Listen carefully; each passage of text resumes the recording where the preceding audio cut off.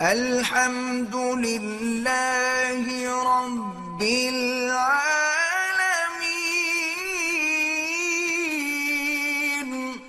یہ 10 ذی الحج کے جو دن ہیں یہ بڑے عظمت والے، شان والے، افضلیت والے دن ہیں،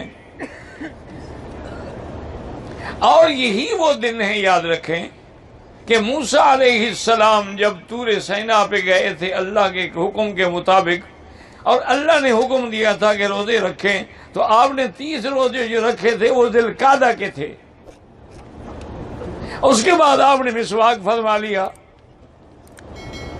تو اللہ نے حکم دیا موسیٰ علیہ السلام کو کہ موسیٰ علیہ السلام، روزے دار کا جو ہوا ہے، ری ہے جو معدے سے آتی ہے، وہ تو اللہ کے ہاں مسک سے بھی اچھی ہے، تم نے اس کو کیوں ضائع کر دیا مجھ سے کلام کرنے سے پہلے؟ اب 10 روزے اور رکھو۔ تو انہوں نے وہ 10 روزے اسی ذی الحج کے رکھے تھے، یعنی یہ ذی الحجہ کے 10 دن جو ہے آج سے نہیں، ابتدا سے شان والے ہیں، عظمت والے ہیں۔ اور دوسری بات جو علماء نے لکھی ہے، اگر اللہ کرے کہ آپ کو سمجھ آئے اور کوشش بھی کریں سمجھنے کی، کہ ہر چیز میں ایک خاص عمل ہے۔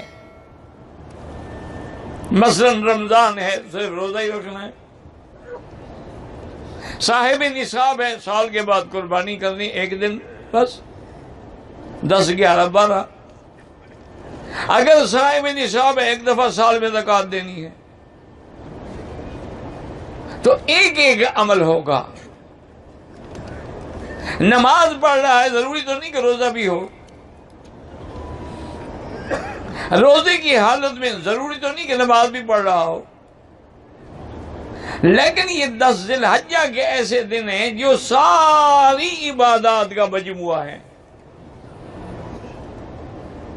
کہ ان میں نماز بھی ہے، ان میں قربانی بھی ہے، ان میں روزہ بھی ہے، ان میں تسبیح و تحلیل و تحمید بھی ہے، ان کے اندر سفر بھی ہے، قیام بھی ہے، وقوف بھی ہے۔